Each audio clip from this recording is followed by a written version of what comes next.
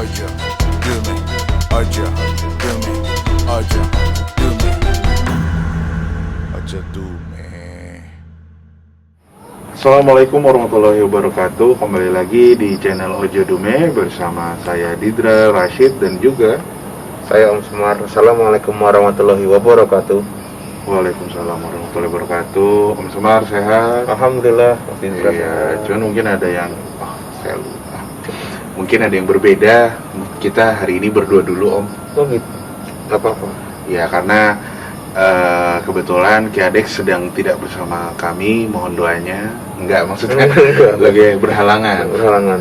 Ya, cuman tetap ada di bersama kita juga karena kita sudah tersambung dengan Ki Adek juga. Ki Adek lagi di mana ya, Om? Oke, kata sih lagi di Kalimantan Selatan ya, Iya. katanya. Kita nanti bisa berbicara setelah ini. Ya, ya. Mungkin kita mau apa nih, Om? Kemarinan kita sudah ngobrolin Atta dan Aurel ya. Iya, dengan berbagai Ya. komennya dan Iya. ini ya. Dan terima kasih banyak juga yang udah nonton sih. Dan mohon maaf kalau ada salah-salah kata, karena kita berdua yang diserang.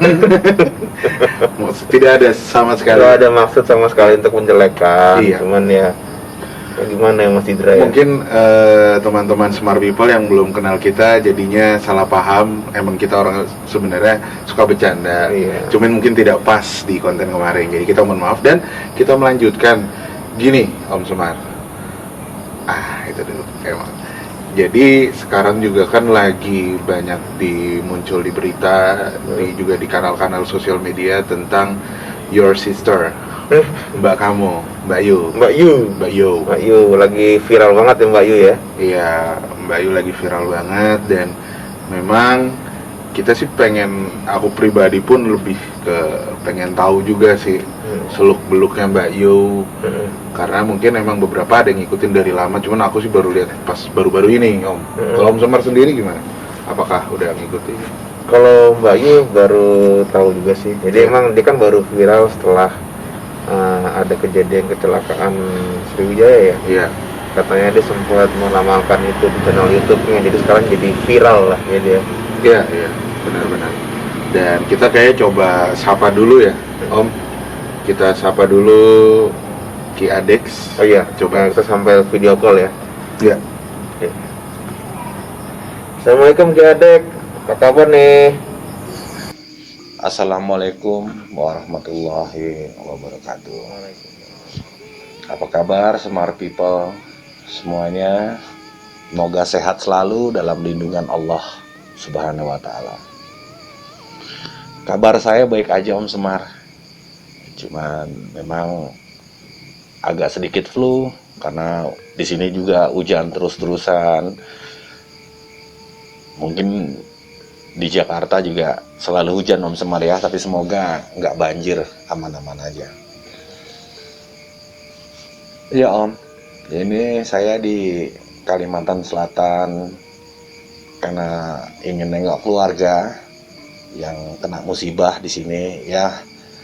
Saya nggak bisa bantu secara material, cuman insya Allah saya bisa membantu dengan tenaga untuk saudara-saudara di sini yang kena musibah, dan saya minta bantuan doa untuk Smart People agar bencana di Kalimantan Selatan ini cepat selesai dan juga semoga tidak ada lagi bencana-bencana di tanah Nusantara ini.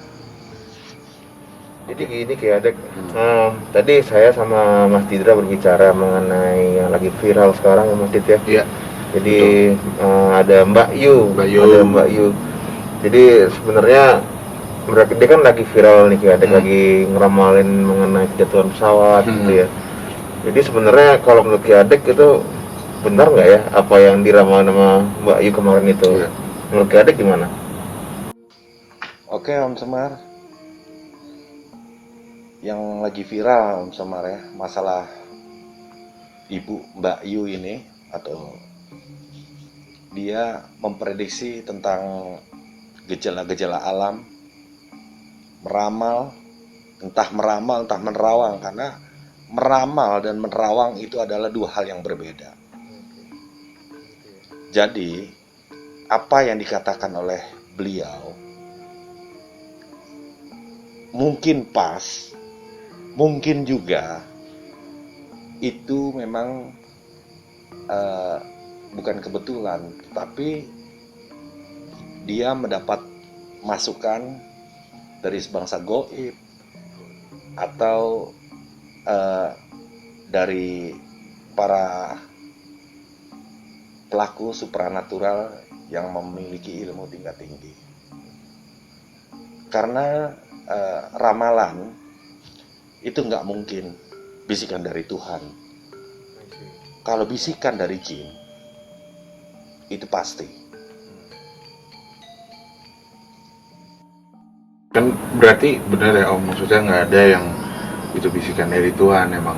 Kata Ki Adex tadi juga dari sebangsa jin dan goib-goib lainnya gitu pasti. Tapi menanggapi juga kan Ki Adex mendalami soul traveler nih Om. Mungkin kita menarik tuh. Maksudnya mau ditanya apakah emang dia tuh terbang ke depan gitu, pada semacam makhluk kayak Ki Adex juga gitu ya, soul traveler juga ya. Traveler juga, satu akademisi atau kita nggak tahu kan.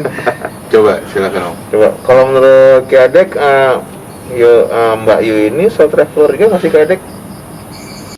Kalau masalah jawaban, kalau beliau Mbak Yu ini soul traveler, pelaku rogo sukmo atau bukan, insya Allah saya pastikan bukan. Bukan ya? Berarti. Karena pelaku rogo sukmo jarang, sangat jarang ingin melihat ke masa depan. Tapi beliau selalu membicarakan masa depan seolah-olah menakuti masyarakat dengan hal-hal negatif mungkin ya, bencana, tentang pemerintahan, tentang artis si A si B. Karena menurut saya penerawangan atau ramalan ke depan itu sangat mustahil, sangat tipis, seperti kita mengintip dari lubang kunci. Tapi kita membicarakannya seolah-olah kita melihat situasi itu.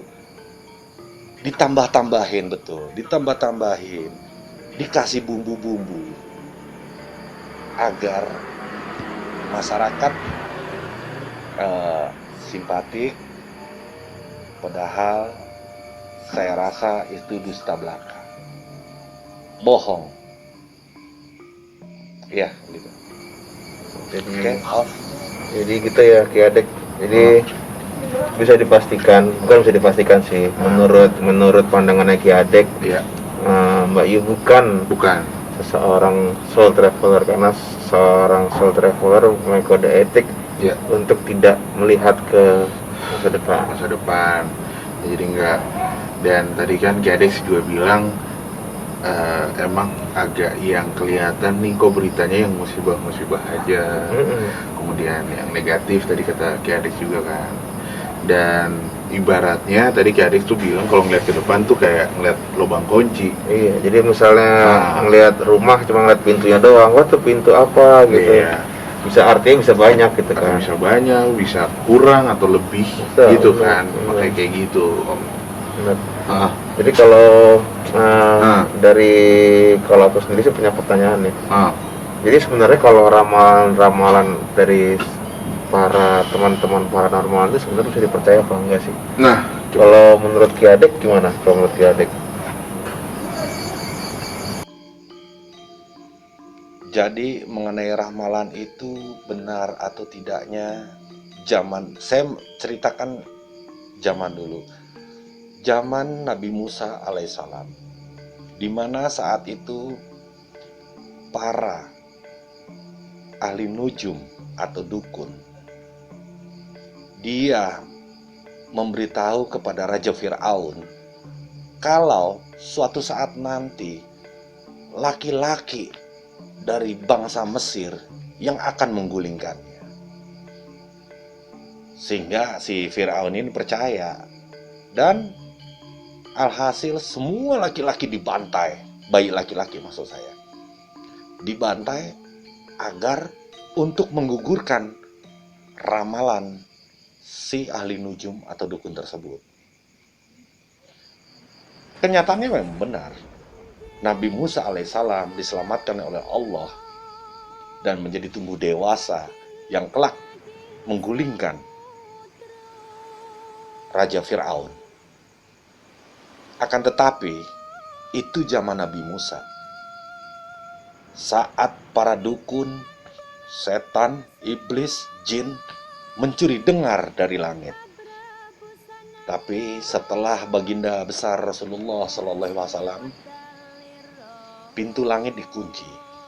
Jika ada jin yang coba-coba mencuri dengar pembicaraan langit, maka dia akan kesambar petir. Jadi nggak mungkin cerita ramalan itu adalah cerita dari langit. Itu cuma hanya karangan. Itu kalau ramalan. Kalau cerita terawangan, dia hanya konsentrasi, menerawang, menggambarkan suatu keadaan di mana gambaran-gambaran itu nanti yang akan diceritakan ke si penerawang. Jadi itulah perbedaan antara ramalan dan penerawangan. Saya kira begitu Om Semar. Jadi kalau menurut Ki Adek sebenarnya Mbak Yu itu penerawangannya Ki Adek, Mbak itu dulu siapa sih di masa lalu gitu? Siapa kira-kira apa dia peramal juga Ki Adek? Bismillahirrahmanirrahim. Apakah dia seorang peramal juga di masa lalunya? Terus terang, saya agak kurang bisa untuk mendeteksi atau melihat masa lalunya. Kenapa? Karena beliau hanya menggunakan nama inisial. Saya kurang paham siapa nama aslinya. Tapi kemungkinan masa lalunya lebih dari cuma sekedar peramal. Dia dukun kampung yang biasa mengobati masyarakat sekitar dan juga memberikan wejangan nasihat-nasihat ke masyarakat dengan keilmuan yang beliau miliki. Tapi kalau untuk pastinya saya belum tahu karena beliau menggunakan nama inisial. Gitu Om Semar. Oke. Nah, jadi dia masih ke trace juga sama Ki Adek ya. Iya. Kemungkinan dia juga dukun juga dulu. Iya, cuman memang kan Ki Adek pernah bilang juga butuh nama yang jelas, kemudian tahun yang pas dan sebagainya. Karena ternyata Mbak Yu bukan, memang nama alias ya. Nama alias, bukan nama asli gitu. Memang bukan. Nah, jadi buat smart people yang tahu nama aslinya silakan komen. Enggak, bercanda. Jangan bercanda. Dia lebih jelas ya.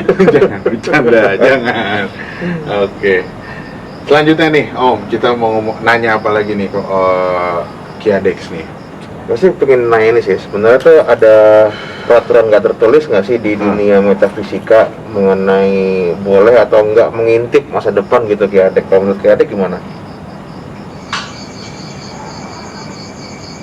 Mengenai boleh enggaknya mengintip masa depan itu ya terserah ya. Terserah si pelaku. Karena rasa-rasanya sangat nggak mungkin mengintip masa depan. Sangat-sangat nggak mungkin. Seperti yang saya ceritakan sebelumnya. Kalau masalah peraturan nggak ada peraturan khusus.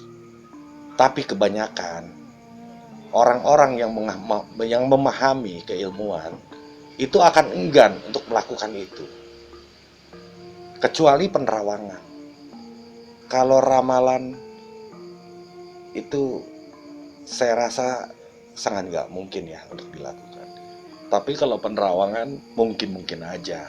Atau dia melihat background masa lalunya yang kemudian bisa diartikan di masa kedepannya atau di masa datangnya itu akan terjadi kembali hal-hal seperti yang terjadi di masa lalu dia. Paling itu aja. Terima kasih Ki Adek. Terima kasih.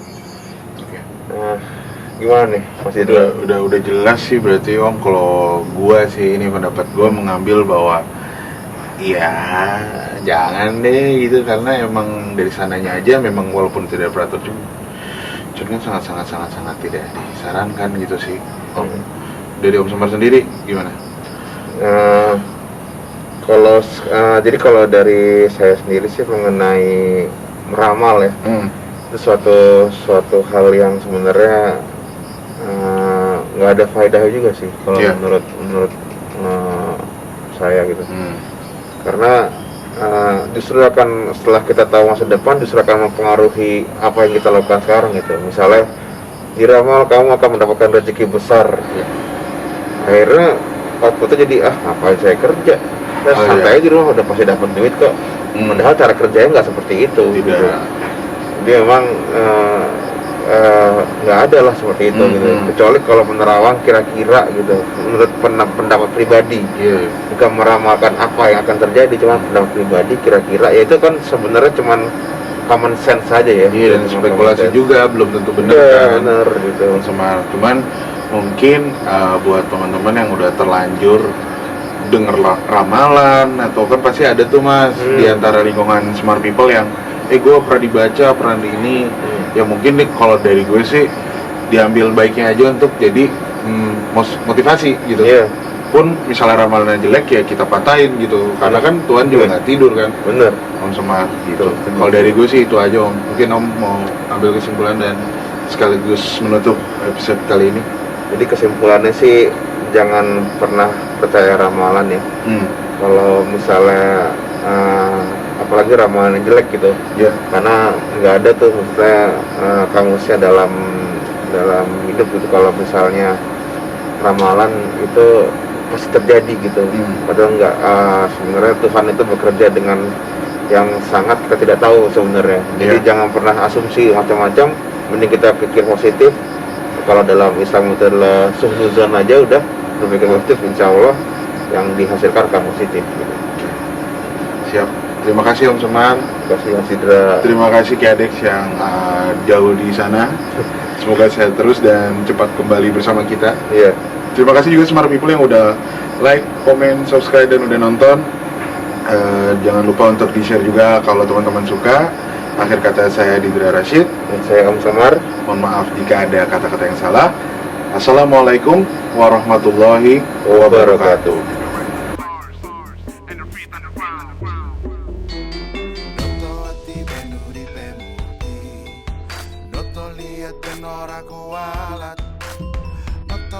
Penora ciloko noto pola penora salah aja dumi aja dumi aja dumi aja dumi aja dumi